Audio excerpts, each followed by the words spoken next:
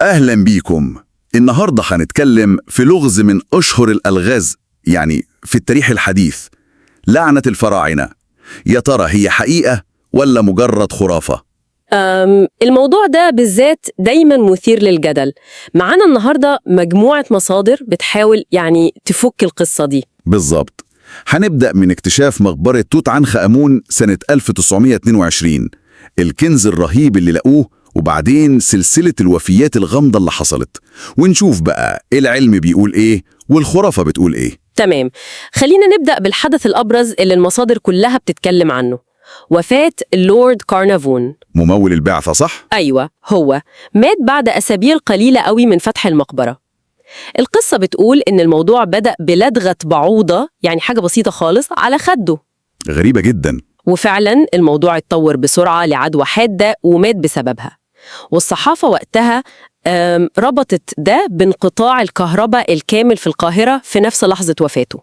ياه، طب وده كان له تفسير وقتها انقطاع الكهرباء ده؟ المصادر بتقول ما كانش فيه تفسير واضح وقتها، وده طبعا صب الزيت على النار وخلى كلام اللعنة ينتشر زي النار في الهشيم. مفهوم. والموضوع ما وقفش عند كارنافوم للأسف، المصادر بتحكي عن وفيات تانية كمان. صحيح، في مثلا آرثر ميس، ده كان واحد من اللي شاركوا في فتح الغرفة الداخلية للمقبرة. أصيب بمرض غريب وتوفى بعد فترة قصيرة.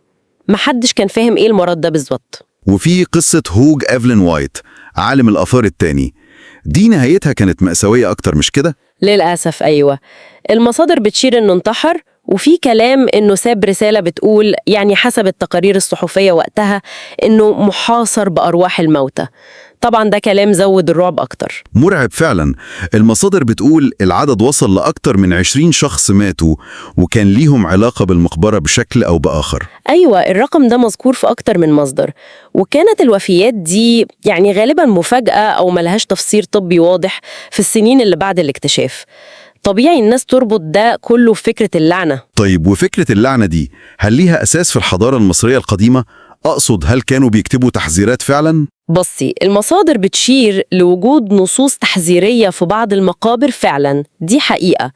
العبارة المشهورة قوي: سيذبح الموت بجناحيه السمين كل من يعكر صفو الملك. دي اللي دايما بنسمعها. بالظبط، بس في تشكيك هي فعلا كانت موجودة بالنص ده في مقبرة توت عنخ آمون تحديدا ولا لأ. لكن الفكرة العامة، فكرة حماية المقبرة بنصوص دينية، كانت موجودة. العبارات دي اتحولت في العصر الحديث لمصدر رعب. تمام، بس خلينا نروح للجانب التاني بقى، التفسير العلمي. المصادر برضو بتتكلم عنه كتير. هنا بقى الموضوع بياخد شكل مختلف خالص. تماما، العلماء والباحثين معظمهم بيرفض فكرة اللعنة دي تماما. التفسير العلمي اللي بتقدمه المصادر بيركز على حاجة منطقية جدا: بيئة المقبرة نفسها. إزاي يعني؟ المقابر دي مقفولة آلاف السنين، فالبيئة جواها تبقى مثالية لنمو أنواع نادرة وخطيرة جدا من الفطريات والبكتيريا، حاجات هوائية ولا هوائية، غير الغازات السامة كمان صح؟ نتيجة التحلل وكده. بالظبط. تراكم غازات زي الفورمالدهايد، كبريتيد الهيدروجين، الأمونيا. لما تفتح المقبرة فجأة، كل اللي جوه وبالذات أول ناس بيدخلوا بيتعرضوا لكميات مركزة من الملوثات دي عن طريق الاستنشاق. طيب وده تأثيره إيه على صحتهم؟ هنا بقى بتعتمد على الشخص نفسه، مدة التعرض قد إيه ومناعته أصلاً عاملة إزاي.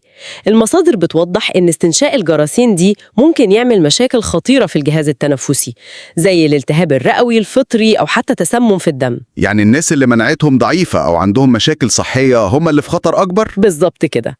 ودكتور زاهي حواس اللي المصادر بتستشهد بيه كتير بيأكد على النقطة دي.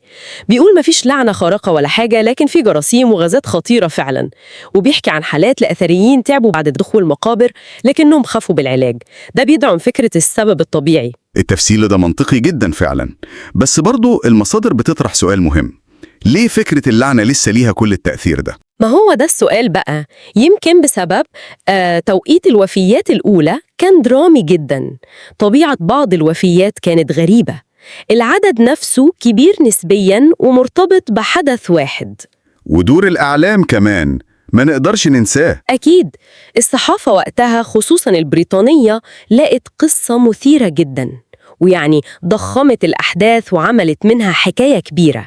ده ساهم في ترسيخ فكرة اللعنة. وفي نقطة لفتت نظري في المصادر إن الظاهرة دي مش بس في مصر. دي نقطة مهمة فعلا. بعض المصادر بتذكر تقارير عن حوادث شبه دي في حضارات تانية، مقابر قديمة في الصين، في أمريكا الجنوبية، ناس شاركت في حفريات وحصل لهم أمراض غامضة أو ماتوا. ده خلي الواحد يسأل بقى، هل دي كلها صدف؟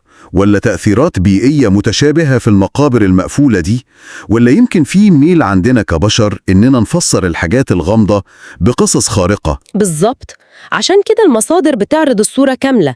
من ناحية عندك تفسيرات علمية منطقية بتتكلم عن فطريات وغازات سامة، ومن ناحية تانية عندك قوة القصة نفسها، الغموض، الصدف اللي تبدو أكبر من إنها تكون مجرد صدف. يعني مفيش جواب قاطع أبيض أو أسود؟ والمعتقدات.